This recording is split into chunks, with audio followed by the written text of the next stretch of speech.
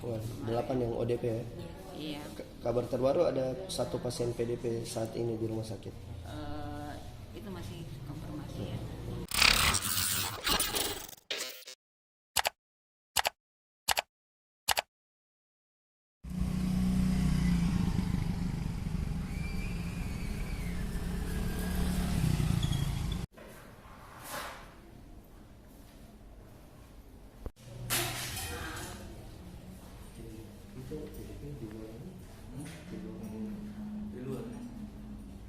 Ini masih ada sampai sekarang atau bagaimana? PDP yang luar itu sudah keluar, sudah ada di rumahnya dan itu sudah dipantau oleh tim.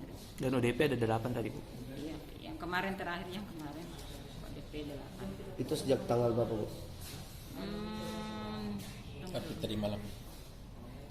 Update-nya kemarin ya. Wah, 8 yang ODP ya. Iya.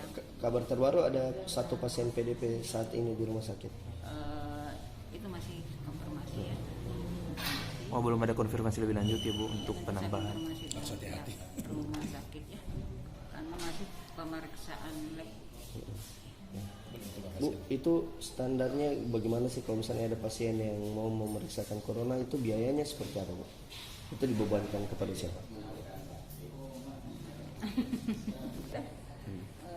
Terkait dengan ODP dengan PDP.